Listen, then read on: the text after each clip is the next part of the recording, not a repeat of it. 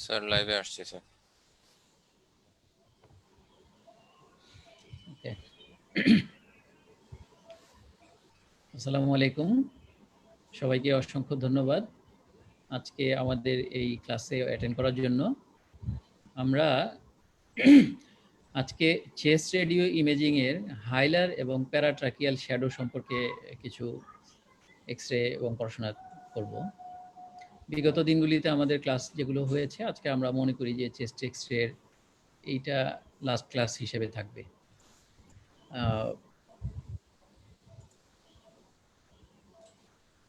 এই ক্লাসগুলিতে আমাদের যে আগে যেগুলো আমরা দেখেছি, consolidation, collapse, effusion, cavity relation, এই জিনিসগুলো আজকে আমাদের হাইলার এবং প্যারাট্রাকিয়াল শ্যাডো থাকবে।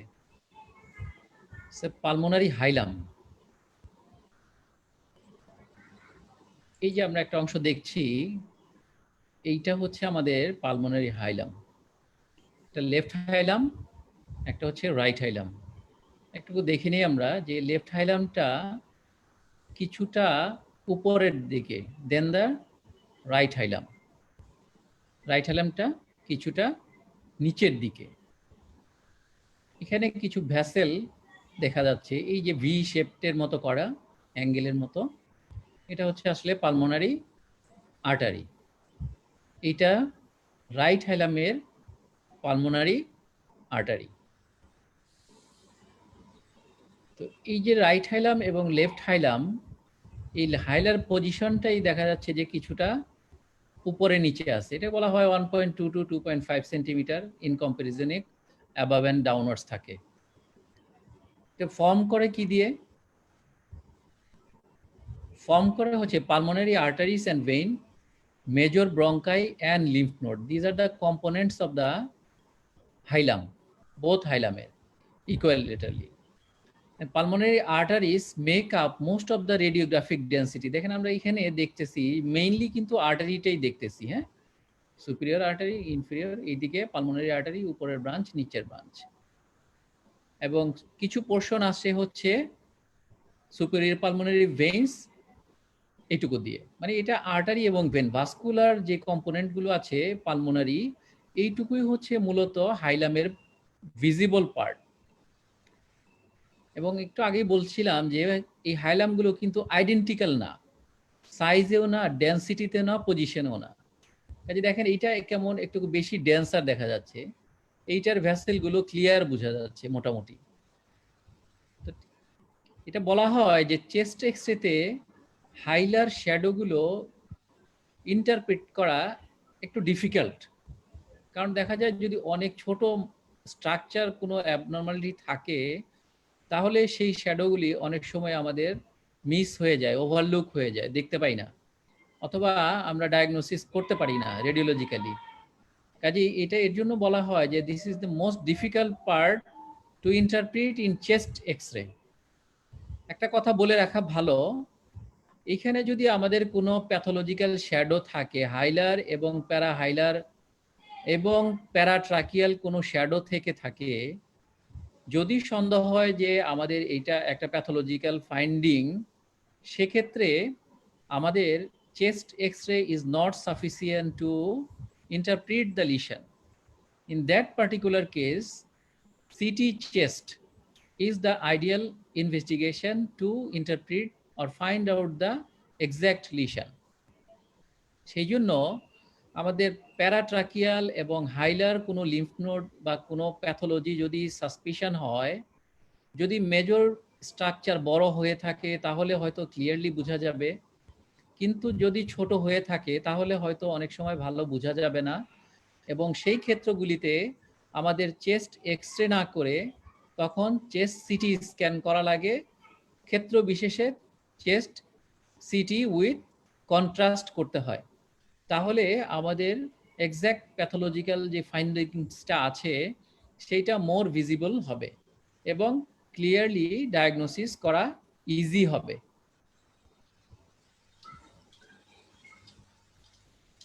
হাইলার এনলার্জমেন্ট কি কি কারণে হতে পারে তার একটা বিশাল লিস্ট আছে এখানে। এটা হতে পারে ইউনিল্যাটারাল অথবা বাইল্যাটারাল, এটা হতে পারে সিমেট্রিক্যাল অর অ্যাসিমেট্রিক্যাল। এবং এইটা কজ কি কি হতে পারে, যেহেতু আমরা বললাম যে ইউনিল্যাটারাল হতে পারে, বাইল্যাটারাল হতে পারে, কাজে ইউনিল্যাটারাল হলে কিছু কমন কজ আছে, আবার কিছু বাইল্যাটারাল যদি হয় তাহলেও কিছু কমন কজ আছে। কাজে ইউনিল্যাটারাল হাইলার লিম্ফ্যাডনোপ্যাথি বা কোনো হাইলার এনলার্জমেন্ট যদি আমরা পাই, তাহলে আমাদের যেই ডিফারেন্সিয়াল ডায়াগনোসিসগুলো মনে রাখতে হয় অথবা বলতে হয়, যদি ইউনিল্যাটারাল হয় তাহলে আমরা মোস্ট কমনলি চিন্তা করি either it is tuberculosis or bronchial malignancy, হতে পারে মেটাস্টেসিস, অথবা সার্কোইডোসিসও হতে পারে, তবে ইউজুয়ালি বাইল্যাটারাল হয়। হতে পারে lymphoma, Hodgkin or non Hodgkin, histoplasmosis. এবং যদি এই হাইলার এনলার্জমেন্টটা লেফট সাইডে হয়, তাহলে আমাদের আরেকটা ডিফারেন্সিয়াল ডায়াগনোসিসকে মাথায় রাখতে হয়, সেটা হচ্ছে পালমোনারি আর্টেরিয়াল অ্যানোরিজম অথবা pulmonary stenosis, post stenotic dilatation in left হাইলামে যদি থাকে। খুব কম বা রেয়ারলি সিলিকোসিসও ইউনিল্যাটারাল হাইলার লিম্ফ্যাডনোপ্যাথির একটা কারণ হতে পারে। যদি বাইল্যাটারাল হাইলার এনলার্জমেন্ট আমরা পাই, তাহলে আমরা কমনলি চিন্তা করি সার্কোইডোসিস, দেন লিম্ফোমা, এবং কোনো কোনো ক্ষেত্রে টিউবারক্লোসিস অ্যান্ড মেটাস্টেসিস। অ্যাকর্ডিংলি যদি সিরিয়ালি আগাই, তাহলে আদার ইনফেকশন, যেটা হতে পারে mycoplasma, infectious mononucleosis, histoplasmosis and coccidioidomycosis. যদি বাইল্যাটারাল এনলার্জমেন্ট থাকে, তাহলে আমাদের এমনও চিন্তা করতে হবে যে পালমোনারি আর্টারিয়াল হাইপারটেনশন আছে কিনা, কারণ জানি আমরা দুই দিকেই পালমোনারি আর্টারি আছে। সিলিকোসিসেও বাইল্যাটারাল পালমোনারি হাইলার এনলার্জমেন্ট পাওয়া যায়। and secondary to heart disease, various heart disease, especially যদি congenital heart disease থাকে অথবা valvular heart disease থাকে, pulmonary arterial hypertension প্রডিউস করেও আমাদের পালমোনারি হাইলার শ্যাডো পাওয়া যেতে পারে। কোনো কোনো সময় ফলস হাইলার এনলার্জমেন্ট আমরা পেতে পারি, যেমন ফিল্মটা যদি এক্সপিরিটরি ফিল্ম হয়, তখন মনে হবে যে হাইলামগুলো খুব কনজেস্টেড এবং কিছু মনে হয় ফুল আছে, কিন্তু এইটা কিন্তু ফলসলি হতে পারে যদি ফিল্মটা এক্সপিরিটরি হয়। কারণ কি, আমরা জানি এক্সপিরিটরি ফিল্ম হলে ভ্যাসেলগুলো সব কনজেস্টেড হয়ে গিয়ে ওই জায়গায় হাইলার একটা প্রমিনেন্স প্রডিউস করতে পারে। হাইলার এনলার্জমেন্ট যদি হয়, তাহলে মোস্ট কমনলি কি কি কারণে হইতে পারে? এক নম্বরই হইতে পারে, আমরা চিন্তা করি লিম্ফ নোড এনলার্জমেন্ট, অথবা হতে পারে এটা একটা ভাস্কুলার এনলার্জমেন্ট, এবং হতে পারে একটা ম্যালিগনেন্সি। তাহলে এই যে সাইনগুলো আছে, এই সাইনগুলোকে ডিফারেন্সিয়েট করা আমাদের জন্য জরুরি, এবং যদি আমরা ফাইন্ডিংগুলোকে ডিফারেন্সিয়েট করতে পারি, তাহলে আমরা একটা রেডিওলজিক্যাল ডায়াগনোসিস আমরা বলতে পারবো। কাজেই এই যে তিনটা স্ট্রাকচারের জন্য বা তিনটা প্যাথোলজির জন্য যেহেতু হাইলার এনলার্জমেন্ট আমরা পাই, তাহলে তার কিছু স্পেসিফিক ক্যারেক্টার আছে যেগুলো দেখে আমরা বলতে পারি এটা লিম্ফ নোড হতে পারে, অথবা ভাস্কুলার, অথবা আদার কোনো ম্যালিগনেন্স গ্রোথ। সেগুলো কি? হাইলার একটা এনলার্জমেন্ট যদি আমরা পাই, তাহলে আমরা অ্যানালাইসিস যদি করি, এটা যদি লিম্ফ নোড এনলার্জমেন্ট হয়, তাহলে কেমন হয়? ইউজুয়ালি লোবুলেটেড অ্যাপিয়ারেন্স, যাকে বলা হয় লাম্পি অ্যান্ড বাম্পি, তাই না? এবং এর মধ্যে যদি ক্যালসিফিকেশনস থাকে, তাহলে আমরা ধরে নিতে পারি যে this is most likely lymph node. এবং তার মধ্যে যদি ক্যালসিফিকেশন থাকে, ক্যালসিফিকেশনের ক্যারেক্টার দেখে আমরা বলতে পারি যে একটা স্পেসিফিক ডায়াগনোসিসের ইন ফেভার। যেমন ক্যালসিফিকেশনটা যদি ইরেগুলার থাকে, উইদিন দ্য লিশন থাকে, তাহলে আমরা টিউবারক্লোসিস হিসেবে সাধারণত চিন্তা করি। কিন্তু যদি ক্যালসিফিকেশনগুলো এক্সেল ক্যালসিফিকেশন হয়, মানে একটু বড় বড় ফ্লেক্স লাইক হয়ে থাকে, ফ্লেকের মতো, তাহলে আমরা মোস্টলি সিলিকোসিস চিন্তা করি, তবে it can also happen in sarcoidosis. তাহলে যদি লাম্পি বাম্পি লোবুলেটেড অ্যাপিয়ারেন্স হাইলার শ্যাডো থাকে, তাহলে আমরা তাকে লিম্ফ নোড এনলার্জমেন্ট হিসেবে রেডিওলজিক্যালি মনে করতে পারি। যদি এটা আর্টারিয়াল এনলার্জমেন্ট হয় তাহলে কেমন থাকে দেখেন, যে মার্জিনটা থাকে স্মুথ, এইখানে দেখেন স্মুথ, এটাও কিন্তু লিম্ফ নোডের সাথে কিছুটা কনফিউজ হতে পারে। কিন্তু যদি দেখেন এই দিকটাতেও ওই রকম প্রমিনেন্স আছে, স্মুথ, এবং তার থেকে ভ্যাসেলগুলো পেরিফেরিতে গিয়ে আস্তে আস্তে ট্যাপারিং হয়ে চলে গেছে। এই যে দেখি এই যে ভ্যাসেলগুলো, এগুলো যত নিচে নামছে বা পেরিফেরিতে যাচ্ছে, এগুলো আস্তে আস্তে ট্যাপারিং হয়ে গিয়ে ল্যাটারাল 1/3 গিয়ে মোটামুটি মিশিয়ে গিয়েছে। মানে এইখানে আর তেমন কিছুই বোঝা যাচ্ছে না, মোর দেন 2/3 পর্যন্ত গিয়ে এরপরে আর তেমন বোঝা যায় না। তাহলে এই যে পেরিফেরাল থিনিং অথবা পেরিফেরাল ট্রনিং হয়, এইটা যদি হয় এবং মাসটার সাথে কন্টিনিউয়াস থাকে, তাহলে আমরা তাকে আর্টারিয়াল এনলার্জমেন্ট বা ভাস্কুলার এনলার্জমেন্ট হিসেবে চিন্তা করি। এরকম যদি আর্টারিয়াল এনলার্জমেন্ট বা ভাস্কুলার এনলার্জমেন্ট আমরা হাইলামে পাই, তাহলে সাথে সাথে আমাদেরকে কার্ডিয়াক শ্যাডোর কোনো চেঞ্জ আছে কিনা সেটাও দেখে নিতে হয়। যদি কার্ডিয়াক শ্যাডো কনকমিটেন্টলি এনলার্জ থাকে, তাহলে এটা goes more in favour of vascular prominence.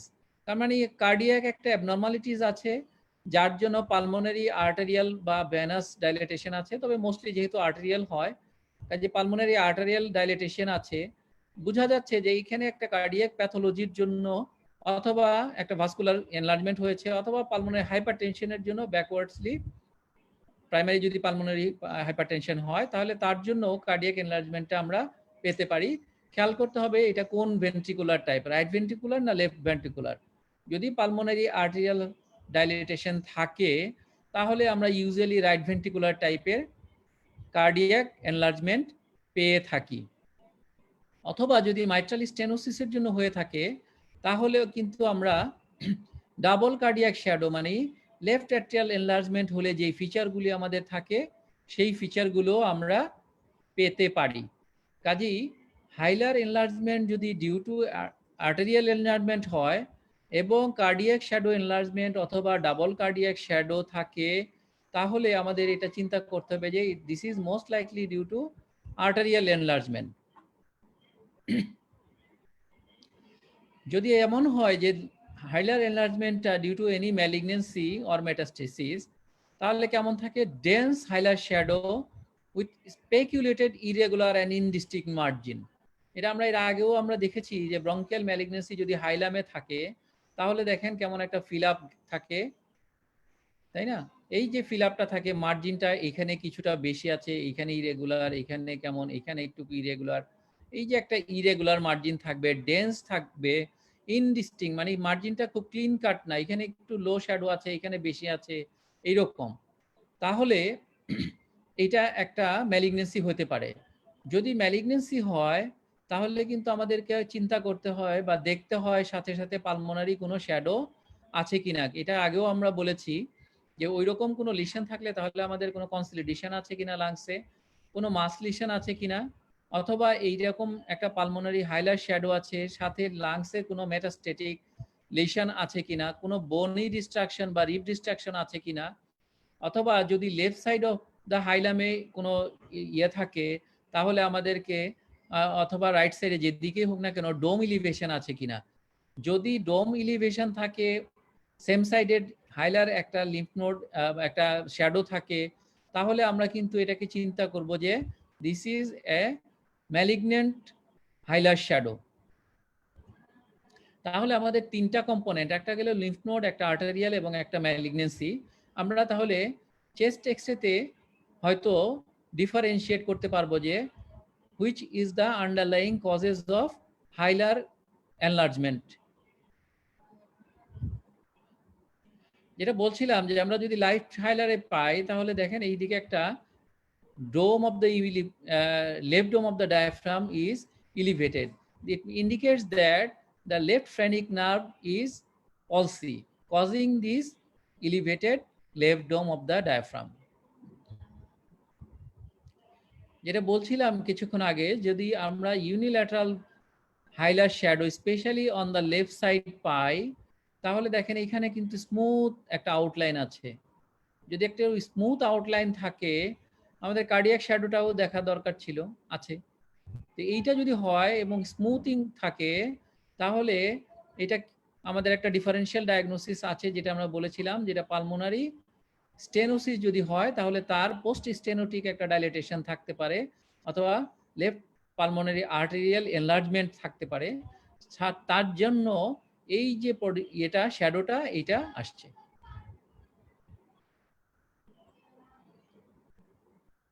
কিছুক্ষণ আগে বলছিলাম যে যদি পালমোনারি আর্টেরিয়াল এনলার্জমেন্ট থাকে আমরা, তাহলে দেখেন এই যে আর্টারিটা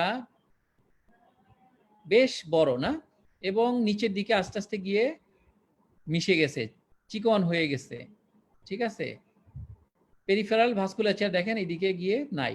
যদি এরকম হয় তাহলে আমরা এটাকে পালমোনারি আর্টারিয়াল হাইপারটেনশন হিসেবে চিন্তা করব। এইদিকেও দেখেন ভেসেলগুলো কিন্তু প্রমিনেন্স আছে, কিন্তু চেস্ট এক্সরেতে সাধারণত রাইট পালমোনারি আর্টারিয়াল গুলো মোর প্রমিনেন্টলি বোঝা যায়, কারণ আমরা জানি এদিকে অ্যাওর্টা আছে, অ্যাওর্টিক নাকেল আছে, হ্যাঁ, এবং হাইলামের পেছন দিক দিয়ে আবার নেমে গেছে অ্যাওর্টার শ্যাডো, যার জন্য এই দিকের ভেসেল এবং কার্ডিয়াক শ্যাডো, যার জন্য লেফট হাইলামে পালমোনারি আর্টেরিয়াল হাইপারটেনশন যদি থাকে বা পালমোনারি আর্টেরিয়াল এনলার্জমেন্ট থাকে, তাহলে এইটা একটু কম বোঝা যায় বা অস্পষ্ট বোঝা যায়, কিন্তু রাইট সাইডেই সাধারণত প্রমিনেন্টলি এটা বুঝতে পারা যায়।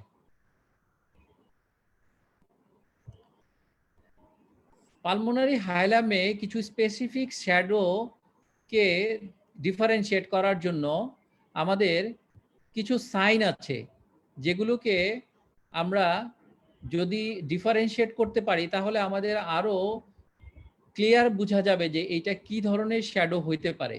আমরা একটু আগেই দেখছিলাম যে পালমোনারি আর্টেরিয়াল যেগুলো আছে সেগুলো একটা অ্যাঙ্গেল তৈরি করে।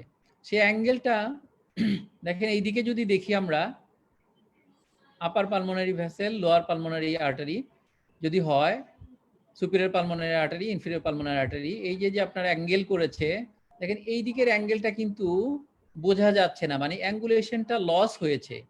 এই যে লস হয়ে গেল, এই লস হয়ে যাওয়া মানে হলো যে এইখানে একটা শ্যাডো আছে, এবং এই শ্যাডোটা যে কোনো কারণেই হতে পারে, কিন্তু এখানে যে একটা শ্যাডো আছে এটাতে বোঝা যাচ্ছে যে দেয়ার ইজ হাইলার প্রমিনেন্স, মানে লস অফ অ্যাঙ্গুলেশন যদি থাকে in the hilum, it indicates that there is some pathology.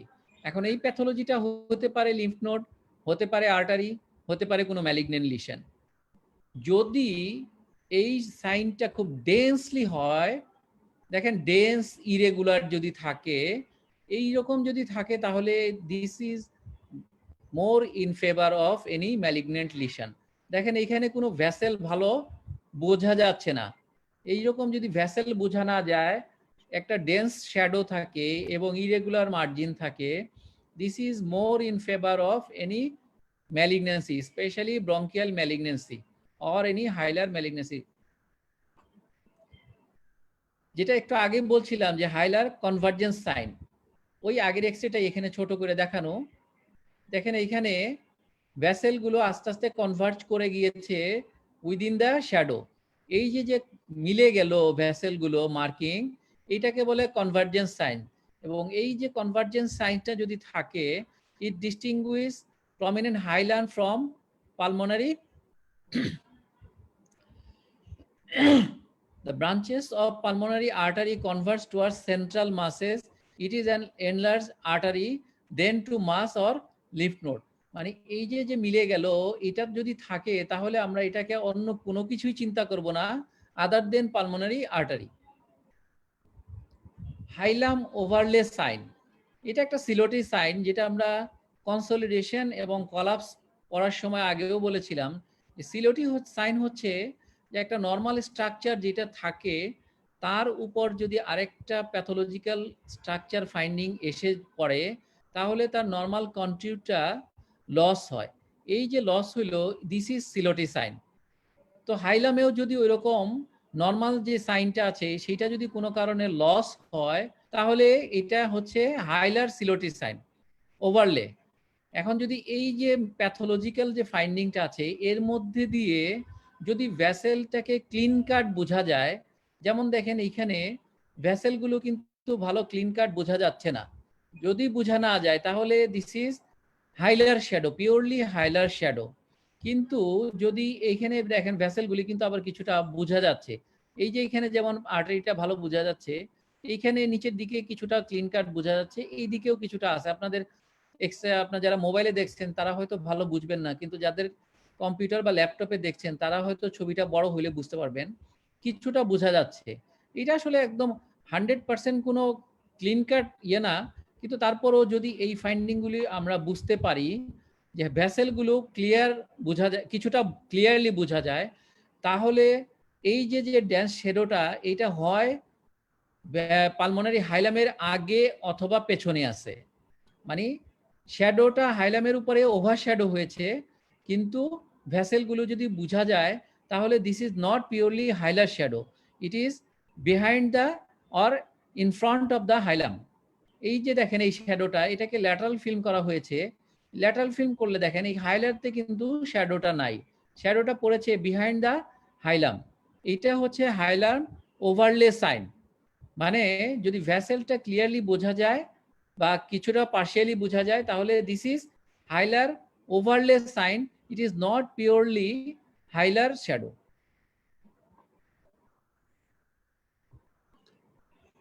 এই যে আমরা একটা চেস্ট এক্সে দেখছি, এখানে আছে দেখেন enlargement of right hilar lymph nodes.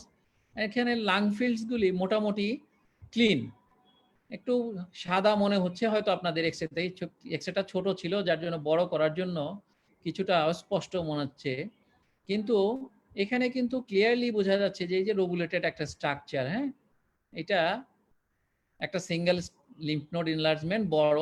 যদি এরকম একটা সিঙ্গেল লিম্ফ নোড স্ট্রাকচার থাকে তাহলে আমরা প্রথমেই চিন্তা করেছি আমাদের আগের ডিফারেন্সিয়াল ডায়াগনোসিস অনুযায়ী it can be pulmonary tuberculosis. Rarely হতে পারে সার্কোইডসিস অথবা মেটাস্টেসিস, তবে পালমোনারি টিউবারকুলোসিস পরে এখানে মেটাস্টেসিসটাই বলা আমাদের জন্য ভালো হবে। এখানেও ঠিক তাই, যেখানে right hilar lymph node enlargement আছে এবং সাথে আরেকটা প্লাস আছে, মানে যদি একটা ইউনিল্যাটারাল হাইলার লিম্ফ্যাডনোপ্যাথি থাকে specially on the right side, তাহলে কিন্তু আমাদের লাং প্যারেনকাইমাতে কোনো লেশন আছে কিনা সেটা খেয়াল করতে হবে।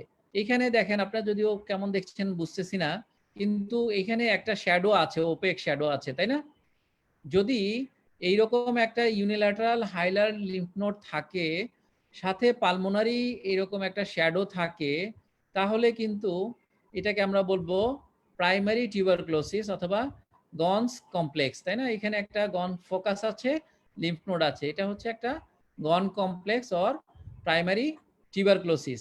কাজে ইউনিল্যাটারাল লিম্ফ নোড এনলার্জমেন্ট যদি থাকে তাহলে আমরা তাকে চিন্তা করব প্রাইমারি টিউবারকুলোসিসের জন্য লাংসে কোনো শ্যাডো আছে কিনা, কাজে আমাদের এটা খুঁজে দেখতে হবে। এছাড়াও আমাদের কিন্তু বাইল্যাটারালিও দেখতে হবে, যদি এরকম হয় সার্কোইডোসিসও আছে, হতে পারে এই সাইডেও লিম্ফ নোড, এই সাইডেও আমাদের কোনো রেডিওলজিক্যাল শ্যাডো আছে, অথবা দেখা গেল কোনো রেটিকুলার নোডুলার শ্যাডো থাকতে পারে।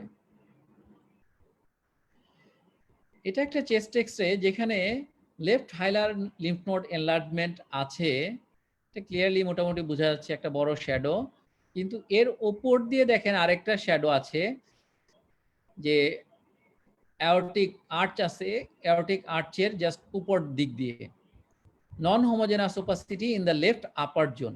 এরকম যদি থাকে, ক্লিন মার্জিনটা কিছুটা ইরেগুলার, ক্লিন কাট না, এরকম যদি একটা ফাইন্ডিং থাকে তাহলে আমাদের একটা ডিফারেন্সিয়াল ডায়াগনোসিস হবে ব্রঙ্কিয়াল কার্সিনোমা। এটা কোনো কোনো ক্ষেত্রে কিন্তু টিউবারকুলোসিসও হতে পারে, তারপরও এটা more likely to be a bronchial carcinoma.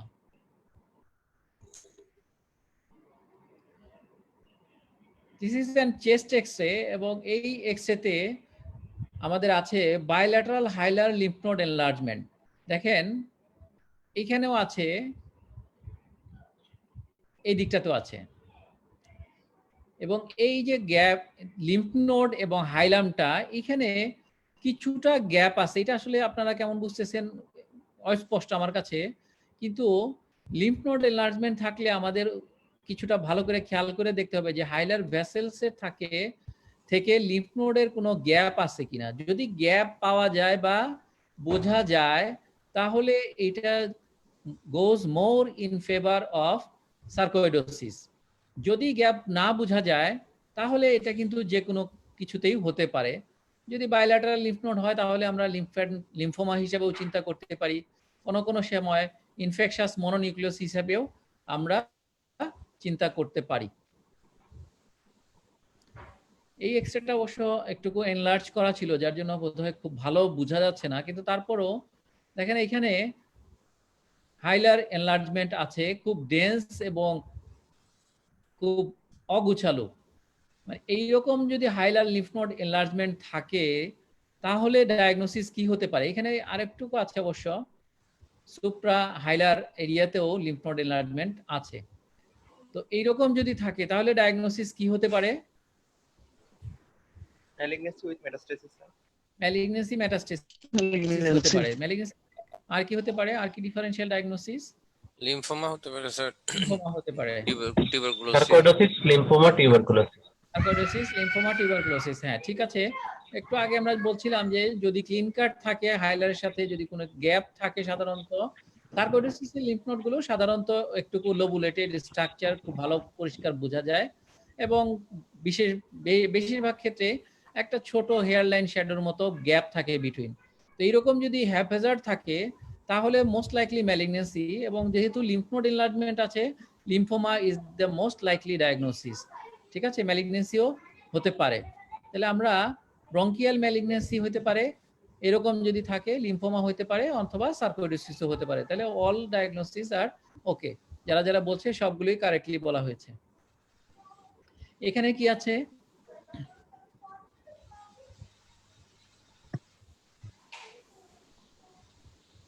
So এটা তো bilaterally enlarge hilar lymph node, most probably sarcoidosis, কারণ স্যার এখানে ওই যে হাইলার টিস্যুর সাথে লিম্ফ নোডের একটা গ্যাপ আছে স্যার, একটু গ্যাপ আছে আর ক্যালসিফিকেশন আছে, ক্যালসিফিকেশন আছে, তাই না? এই যে শ্যাডো যেটা আমরা দেখতে পাচ্ছি এখানে, বোনসের সাথে যদি শ্যাডোর সমান সমান ডেনসিটি থাকে তাহলে আমরা তাকে ক্যালসিফিকেশন হিসেবে কনসিডার করি, তাই না?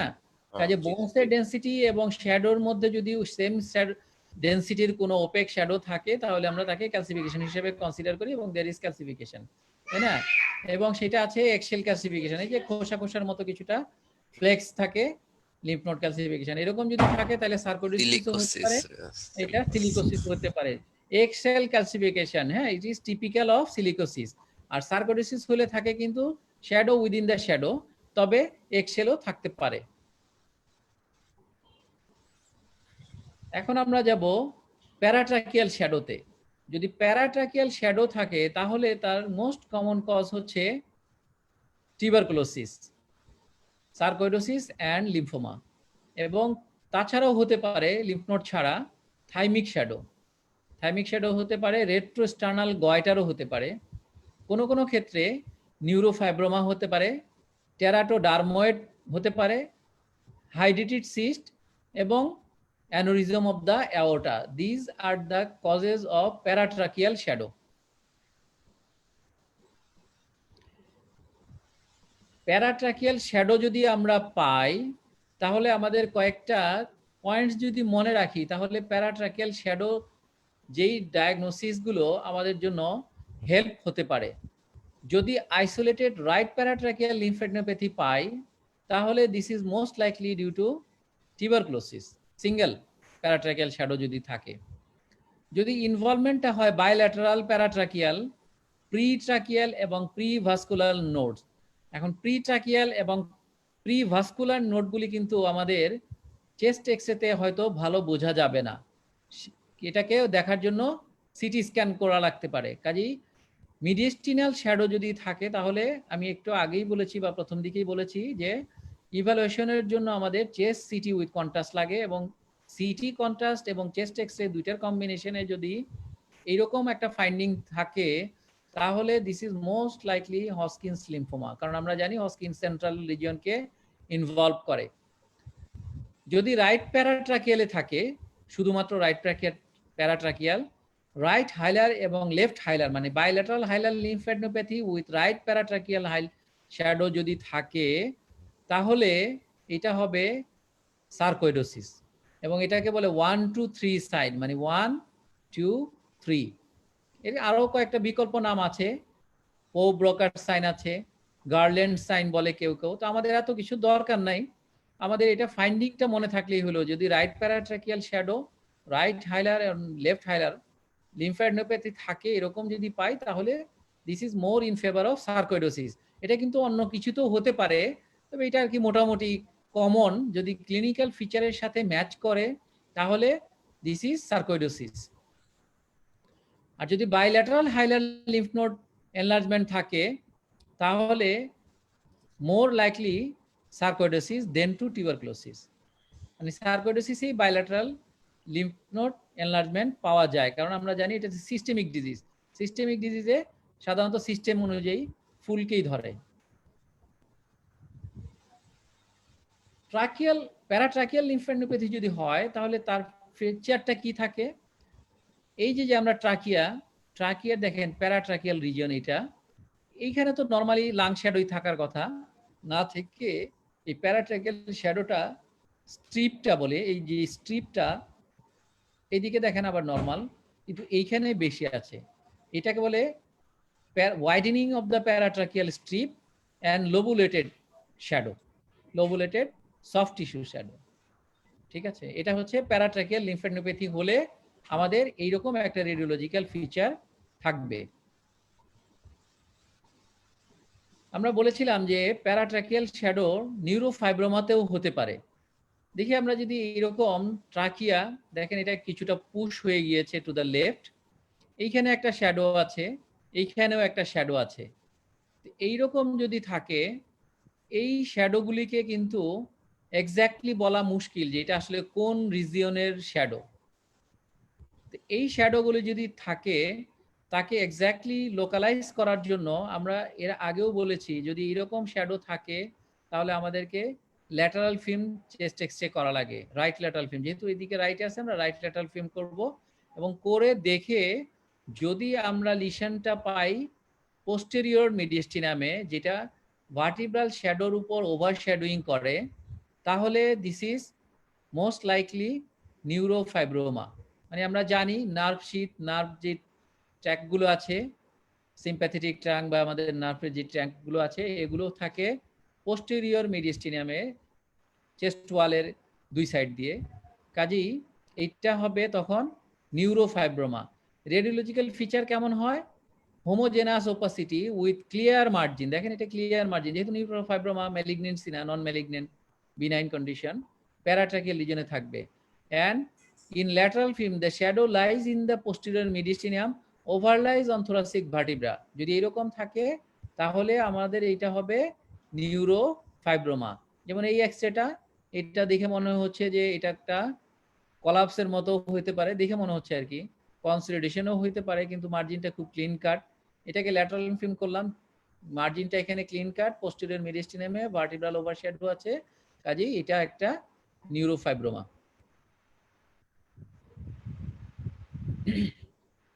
যদি থাইরয়েড এনলার্জমেন্ট হয়, এটা তো আমরা জানি থাইরয়েডের নর্মাল পজিশন হচ্ছে নেকে, কাজে রেট্রোস্টার্নাল যদি এক্সটেনশন থাকে তাহলে ইউজুয়ালি এটা নেক থেকেই ফুললি এক্সটেন্ড করে নিচের দিকে নামে। কাজেই আমরা প্যারাট্রাকিয়াল শ্যাডো যদি পাই, উপরের দিকেও যদি এক্সটেনশন পাই, তাহলে আমরা এটাকে চিন্তা করব যে এটা একটা thyroid swelling with retrosternal extension. এবং এটা দেখেন কেমন ফিচার থাকে, homogenous opacity extending from neck to upper mediastinum পর্যন্ত থাকবে। এবং এখানে কোনো কোনো সময় যদি ক্যালসিফিকেশন পাওয়া যায়, দেখা গেলো সেন্ট্রাল বরাবর একটা ক্যালসিফিকেশন পাওয়া যাচ্ছে, ঠিক আছে, যদি সেন্টারে পেয়ে যায় তাহলে মানে ইসমাস আছে অথবা থাইরয়েডের ফুল যে এনলার্জমেন্ট আছে তার মধ্যে আছে, তাহলে আমরা এটাকে থাইরয়েড সোয়েলিং হিসেবে চিন্তা করব। এবং যদি ল্যাটারাল ফিল্ম করি, তাহলে এই যে ল্যাটারাল ফিল্ম করলাম, থাইরয়েডটা যদি ট্রাকিয়ার পেছনের দিকে কখনো এনলার্জমেন্ট হয়ে এনকর্জমেন্ট হয়ে যায়, তাহলে ট্রাকিয়াকে কিন্তু পুশ ফরওয়ার্ড করবে অ্যান্টেরিয়রলি। আবার যদি কোনো পেছনে কোনো এক্সটেনশন না থাকে, তাহলে usually it push backwards to the ট্রাকিয়াকে ব্যাকওয়ার্ডসে পুশ করে। তো এইরকম যদি একটা শ্যাডো থাকে তাহলে আমরা এটাকে থাইরয়েড এনলার্জমেন্ট হিসেবে রেডিওলজিক্যালি পাবো। এটা এমনও হতে পারে যে একটা থাইমিক এনলার্জমেন্ট, এবং এটাকে ডিফারেন্সিয়েট করাও থাইরয়েড থেকে অনেক সময় ডিফিকাল্ট হতে পারে। এটার স্ট্রাকচার প্রায় সেমই থাকে, কিন্তু ট্রাকিয়ার পজিশনটা usually posterior to the lesion থাকে, এবং চেস্ট সিটি যদি আমরা করি দেখেন থাইমাসটা সামনের দিকে আছে, ট্রাকিয়াটা পেছনের দিকে আছে। এই এক্সরেটাতে কি ফাইন্ডিং আছে?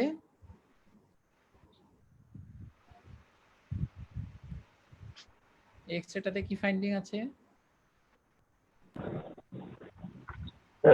Right paratracheal homogenous dense homogenous shadow আছে।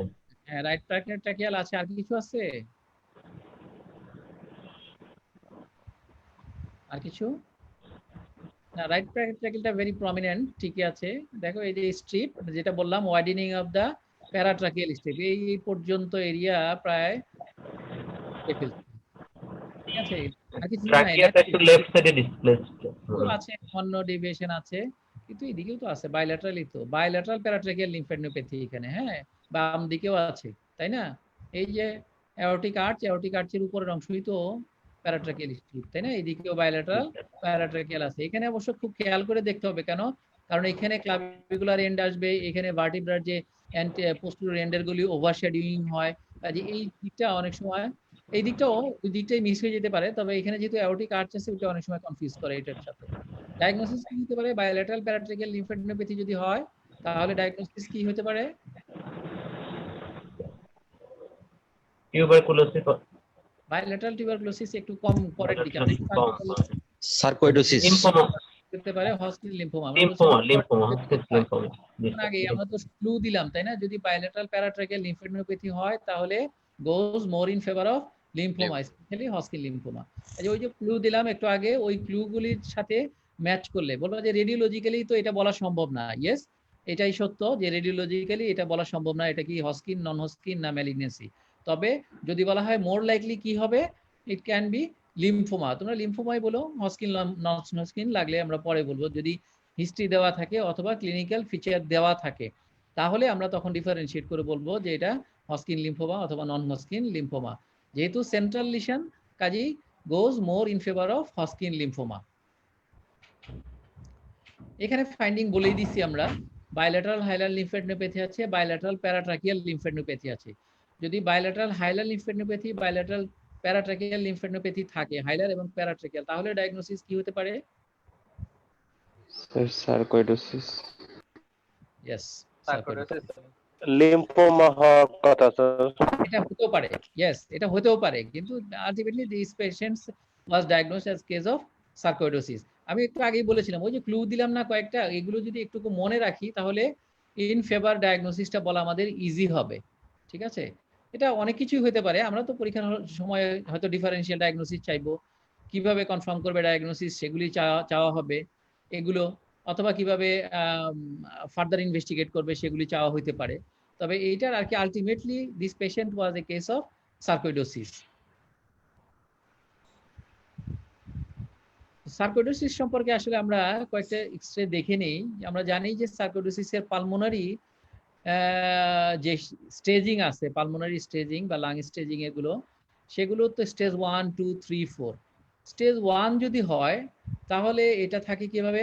অনলি ইন্ট্রাথোরাসিক লিম্ফেডেনোপ্যাথি, আর কিছুই থাকে না, কিন্তু মোস্টলি থাকে বাইল্যাটারাল লিম্ফ নোড এনলার্জমেন্ট। ঠিক আছে, bilateral hilar and paratracheal in most cases, হ্যাঁ, 75 to 90% কেসে থাকে। একটু আগে আমরা বলছিলাম, যেটা যদি right hilar lymph node, right paratracheal, right hilar and left hilar lymph node enlargement থাকে, এই তিনটাকে মিলে একসাথে বলে 1, 2, 3 সাইন। এবং এই রকম যদি থাকে, তাহলে this is hallmark sign of sarcoidosis.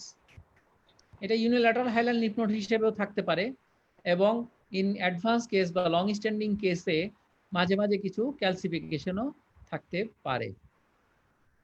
এটা হচ্ছে সার্কোইডোসিস স্টেজ 1।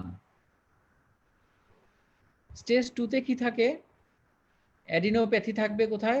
প্যারাট্রাকিয়াল রিজিয়নও থাকতে পারে। Usually discrete as parenchymal disease increases. মানে এখানে কিন্তু প্যারেনকাইমাল শ্যাডো থাকবে। দেখেন আপনার মিড জোনগুলিতে এই সমস্ত জায়গাগুলিতে কিন্তু আমাদের প্যারেনকাইমাল ইনফিল্ট্রেটস আছে। এই দিকটা তো দেখেন মিড জোনে আছে এবং এই যে ইনফিল্ট্রেটস গুলো থাকে এগুলো ইউজুয়ালি সিমেট্রিক্যাল থাকে, সিমেট্রিক্যাল দুই দিকে আছে, বাইল্যাটারাল এবং predilection for the central reason মাঝামাঝির দিকে, হ্যাঁ, পেরিফেরিতে কম। আমরা জানি যদি ইন্টারস্টেশিয়াল লাং ডিজিজ থাকে যা আইএলডি, সেগুলো থাকে bilateral basal peripheral, bilateral basal peripheral, মানে এই সমস্ত জিনিস এলাকাগুলিতে বেশি থাকে আইএলডিতে। কিন্তু সার্কোইডোসিসে থাকে হচ্ছে প্যারাট্রাকিয়াল সেন্ট্রাল সিমেট্রিক্যাল, এই জায়গাগুলিতে সাধারণত একটুকু বেশি বেশি পাওয়া যায় মাঝখান বরাবর, ঠিক আছে। এবং এর সাথে প্যাটার্ন থাকতে পারে অনেকগুলো reticulo nodular or focal alveolar opacities আর মোস্ট ক্যারেক্টারিস্টিক্স। এইরকম shadow with lymphadenopathy in hilum প্যারাট্রাকিয়ামে যদি থাকে তাহলে this is stage 2 sarcoidosis. Stage 3 তে গিয়ে কিন্তু আমাদের লিম্ফ নোড এনলার্জমেন্ট গুলো থাকে না, এখানে শুধুমাত্র প্যারেনকাইমাল ইনফিল্ট্রেটস থাকে। দেখেন এই যে এখানে প্যারেনকাইমাল ইনফিল্ট্রেটস আছে, ঠিক আছে। তাহলে এটা হচ্ছে stage 3 sarcoidosis. Sir Arafat sir join করতে আর তো শেষের দিকে। আর লাস্টলি আসবো আমরা স্টেজ 4 ডিজিজে বা সার্কোইডোসিসে। এখানে কিছু কিছু হলমার্ক সাইন থাকে। Destruction of lung parenchyma may lead to architectural loss, মানে এই দেখেন এখানে লাং ফাইব্রোসিস হয়ে যাচ্ছে, এখানে ইন্টারকোস্টাল যে স্পেসগুলি আছে এখানে ক্রাউডিং হয়ে যাচ্ছে, হাইলার ট্রাকশন হচ্ছে, দেখেন হাইলামটা টেনে আনতেছে, আপার লোব ভলিউম কিছুটা ডিক্রিজ করতেছে। আমরা যেখানে বলছিলাম যে মিডল জোন এবং আপার সেন্ট্রাল জোনে বেশি হয়, এখানে ফাইব্রোসিস হয়ে আস্তে আস্তে জায়গাটাকে আরো ভলিউম রিডাকশন করে ফেলতেছে।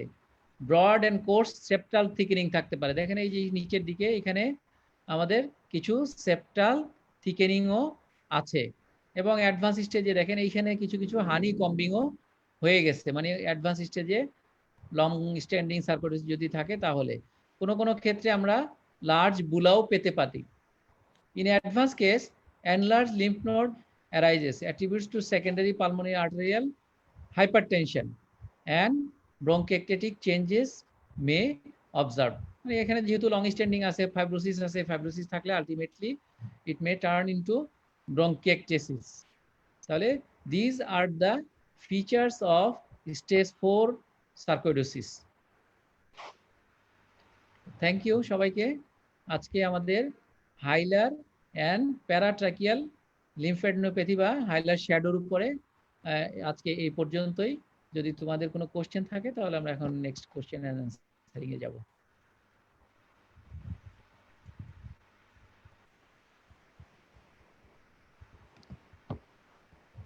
আমার মনে হয় কারো কোনো কোশ্চেন নাই, তাই না? যদি কোশ্চেন না থাকে তাহলে আমরা শেষ করব। স্যার বোধহয় জয়েন করেছেন না? স্যার কি কিছু বলবেন স্যার আমাদের জন্য?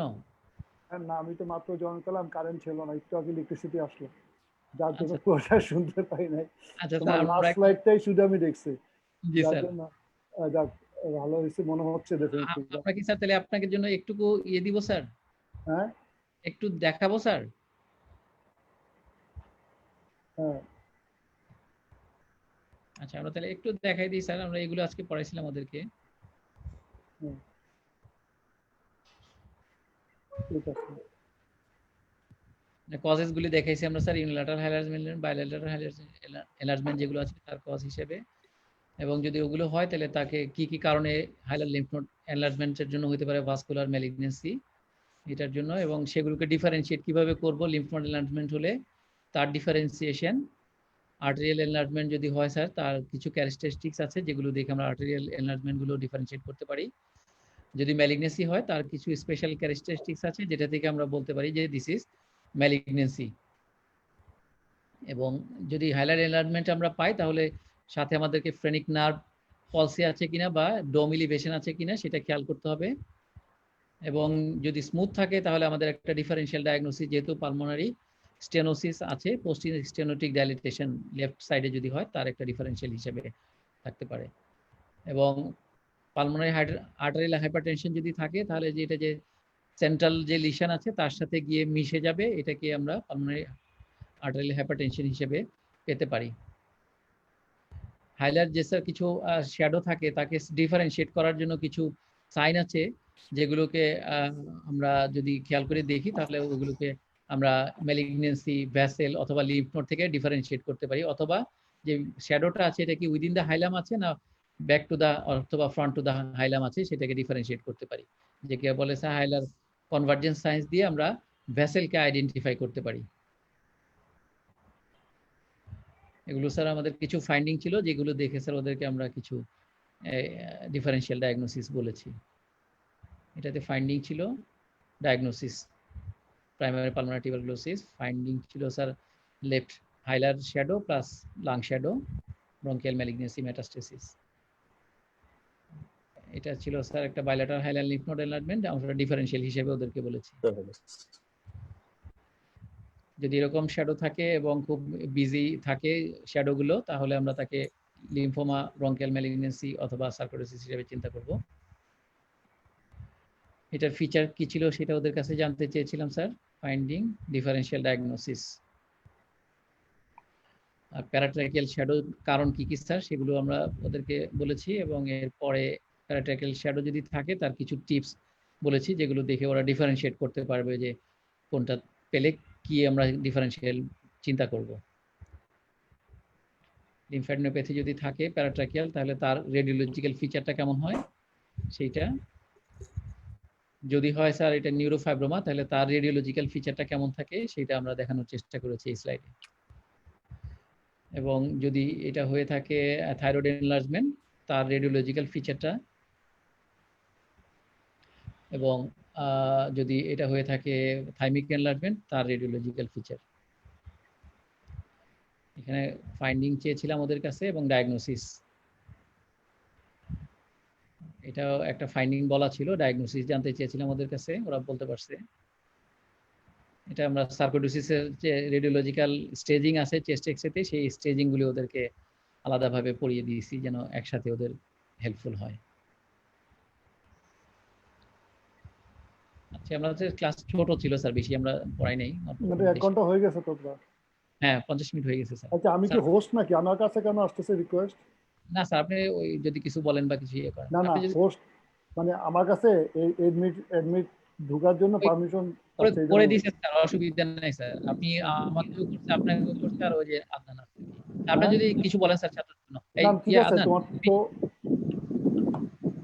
তোমার তো যেটা হয়ে গেছে ভালোই হয়েছে, আমি তো পুরোটা দেখি নাই, জি স্যার। যার জন্য তোমাদের ডিসকাশন গুলো এখন আর পার্টিসিপেট করা আসলে খুব বেশি আমার বলার নাই। কি কি বলছো কতখানি রিপিটেশন হওয়ার চাইতে না বলাই ভালো, শুরু থেকে থাকলে ভালো। তবে হাইলাম তো অবশ্যই আমাদের পরীক্ষার জন্য, অস্পির জন্য খুব ইম্পর্টেন্ট একটা মানে গ্রেট জিনিস, প্যারাট্রাকিয়াল অথবা হাইলাম, হ্যাঁ, মেডিসিনাল ম্যাস, এটা একটু অস্পির জন্য ভেরি ভেরি মানে বলবো যে প্রেট। আমরা চাই এই ধরনের স্লাইড গুলো থাকলে দিয়ে দিতে, এটা অবশ্যই তোমাদের জন্য ইম্পর্টেন্ট হতে হবে। Simple consolidation is not expected to come in OSPE. Simple consolidation আসবে না, কনসলিডেশনের ভিতরে কোনো কিছু কমপ্লিকেশন কিছু থাকলেই সাধারণত অস্পিতে আসবে, যেমন লিগনোস থাকতে পারে, কেভিটেশন থাকতে পারে। হ্যাঁ, আমরা স্যার ওগুলো স্যার আগে আমরা কনসলিডেশন, কোলাপস, না ইফিউশন ওদেরকেও বলছি, তার মানে তার ভিতর এই হাইলাম আর প্যারাট্রাকিয়াল লিগনোস এগুলো একটা খুবই মানে আমি বলি tricky x-ray for exam purpose. এটার জন্য মেন্টালি প্রিপেয়ার থাকতে হবে, সেটাই বলতে চাচ্ছি। এবং এটা হাইলাম হইলে কোনটা সবার আগে বলবে, কোনটা প্যারাট্রাকিয়াল কোনটা সবার আগে বলবে, এটা নিঃসন্দেহে ফেরদৌস বলছে। কারণ হাইলামের জন্য পেরি ইলেকশন একটা গ্রুপ, হাইলাম প্লাস প্যারাট্রাকিয়ালের জন্য আরেকটা ডিজিজ এন্টিটি থাকে।